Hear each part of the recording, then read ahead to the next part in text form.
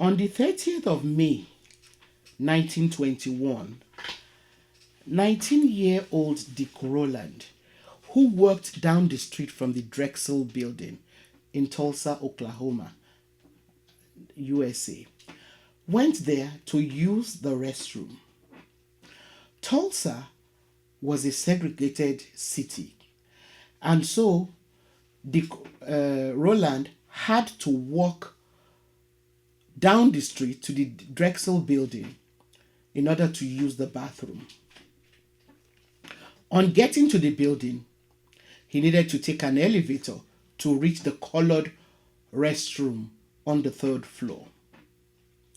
Unfortunately for him, 17-year-old Sarah Page, a white girl, was already inside the elevator.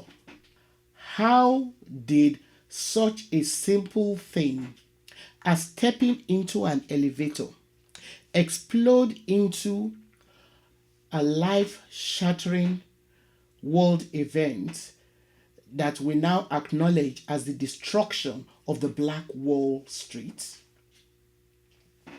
Welcome to the Sankofa Pan-African series. Please sustain this channel by turning on your subscription and notification buttons if you've not. Thank you. Although it has been reported that Dick Rowland had a short time to attend to the call of nature and get back to work on that fateful day, it is impossible to know what was going on in his mind as he stepped into that elevator, knowing it was dangerous for a young black man like himself to be alone with a white woman. However, in the world of Tulsa, Oklahoma of 1921, not a lot of things were easy to explain. First, 1921 was only about 56 years after the United States abolished slavery. As such, the Greenwood district of Tulsa, Oklahoma, was almost an anomaly because it had grown into an astonishingly prosperous neighborhood.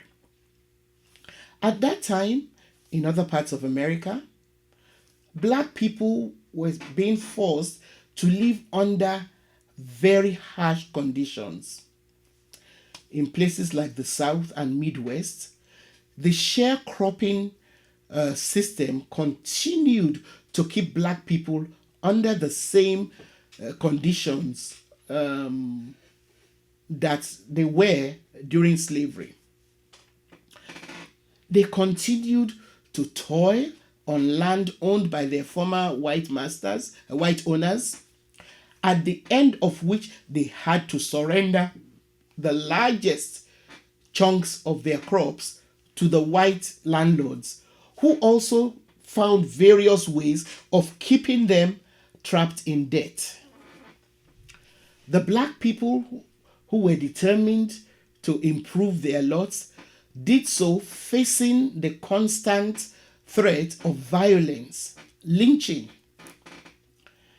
It is uncanny how, if you pause to think about it, the same system of finding ways to keep black people indebted after slavery was officially abolished is eerily similar to what has been used, in Africa and the Caribbean since the so-called end of colonization.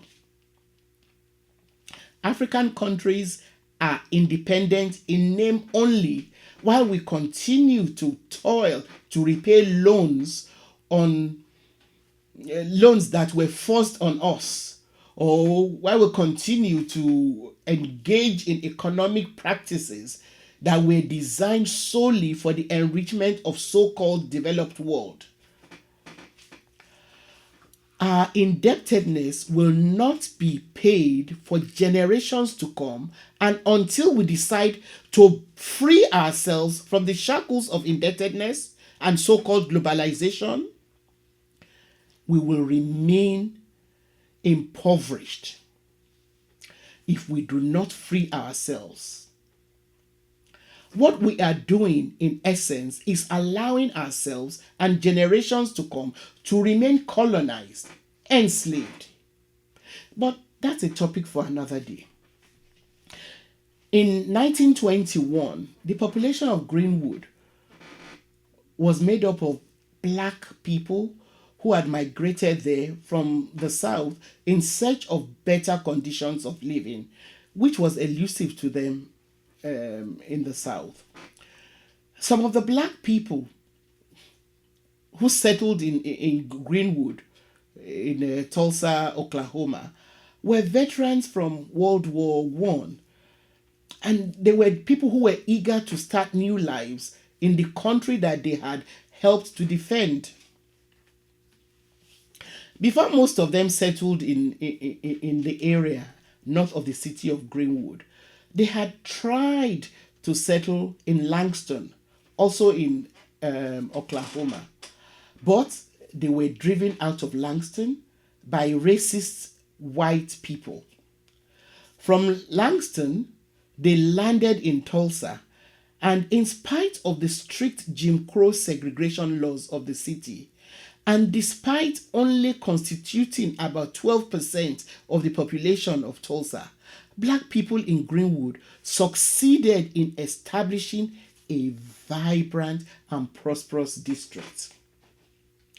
At the time, the state of Oklahoma, and Tulsa in particular, was quite prosperous due to the growing oil industry that allowed most of the people of the town to grow rich. So being rich meant they needed to hire black people from nearby Greenwood to work not only as domestics but in other capacities needed by the booming economy of Tulsa. These economic activities allowed the black people to invest in their communities and start their own businesses. Some historians, like James Hershey, have pointed out how opulent life was in the black for the black people of Greenwood, who lived because they lived in well-built brick houses that were sometimes furnished with Louis XIV furniture, fine china, and Steinway pianos. They established their own newspapers, cafes, stores, theaters, hotels, and professional offices. This district soon became known as the Black Wall Street. Some even called it Little Africa. They were not allowed downtown, but they had carved out this district, which must have aroused the envy of the white populations who did not welcome them downtown except when they were there for work, and who, as we now know, were only waiting for an excuse to destroy them. So, what happened in the elevator at the Drexel building that day when Dick Rowland stepped into it? Well, it's hard to say. Some observers say that the elevator was actually faulty and that it never stopped on the third floor, as the girl who said she was assaulted claimed. Others speculate that Dick Rowland might have tripped and, in an attempt to prevent a fall, stepped on the girl's toe. Some even believe that the two young people, Rowland and the girl, knew each other, and that whatever happened between them in the elevator could simply have been a tiff between two young people. Whatever it was, Sarah Page, the young white girl that was in the elevator with Dick Rowland, reported to the police that he assaulted her, and news about the assault spread like wildfire, gaining momentum in much the same way as fire. Rumors saying that someone saw Dick Rowland running out of the elevator grew wings, and others said the girl's dress was ripped. Others still went further to say that she was raped. By the following day, jungle justice was fully in motion. Dick Rowland, who had been arrested, was taken by a mob of armed, angry white men to the courthouse. There was no doubt that the intention of the mob, was to lynch him. However, they reckoned without the community in Greenwood. The community turned up to protect the young man. It has been estimated that about 75 men, some of whom were trained World War I combat veterans, turned up to protect him. Unfortunately, they must have underestimated the hatred which the white community had against them because of their success. Before you knew it, someone in the white mob had fired a gun, and the black people had to retreat when other shots followed. They were forced to retreat, but they went back to Greenwood to secure their community. The white vigilantes saw this as an opportunity to lay siege on the black community. The community was soon overwhelmed because the white vigilantes, who were better armed, quickly outnumbered them. Also, heavily armed, angry white mobs from neighboring cities, as well as the police, joined these white attackers. These animals in human skin, as Fela Anikulapo Puputi, might describe creatures who hunt others for enjoyment, put up a machine gun and directed it into a church where they knew people had gone to take refuge. Some rode around the city in cars, firing through windows of houses.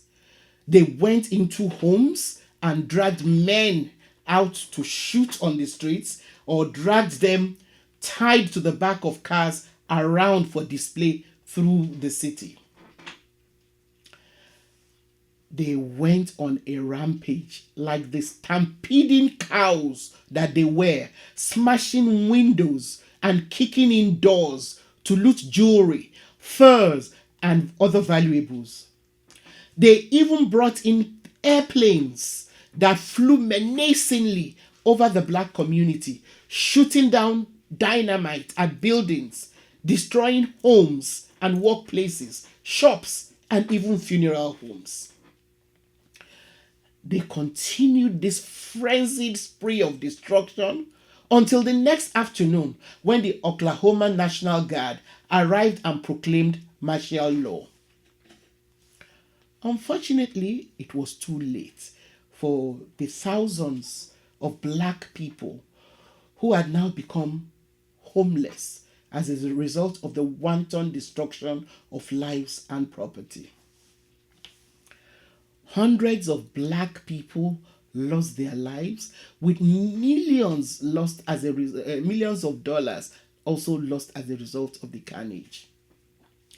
To add salt to injury, the National Guard chose to believe the police, who lied that there had been a Negro uprising.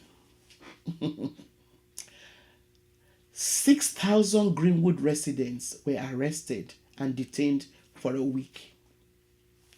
Upon release, with nowhere else to go, many were forced to join the rest of the homeless, living in Red Cross tents. Can you imagine the physical, psychological, and emotional torture of people who had been living in the kind of comfort that these black people had carved out for themselves, only to end up as homeless? Can you imagine what life must have been like for them during the winter of 1921 and others that followed, because they were forced to live in makeshift tents as homeless people. Not only was Greenwood rendered uninhabitable, all effort to rebuild it was resisted. Instead, there were attempts to relocate the residents far away, but they resisted. And many tried to take the case to court. They didn't want to be moved from, a place where they had built. Over 100 suits were filed. 100 lawsuits were filed. However, the judicial system failed them. A sham grand jury, which was set up to investigate the incident, ended up blaming the black people for inciting race riots while exonerating the white people. Unsurprisingly, the white girl who started it all did not even show up to testify against Dick Rowland in court. Thankfully, he survived and the case against him was dropped. Unfortunately, those who tried to rebuild this remarkable community found their progress slowed down by lack of access to funds and the new zoning laws which were put into place to stop them from redeveloping. Even those who had insured their homes and properties were ripped off by insurance companies who claimed that their policies did not cover riots. So this is how one of the most vibrant African American communities was razed to the ground. Thank you for watching. Please continue to share your comments and questions with us. Also, please give us a thumbs up and share our videos with your contacts. See you next time.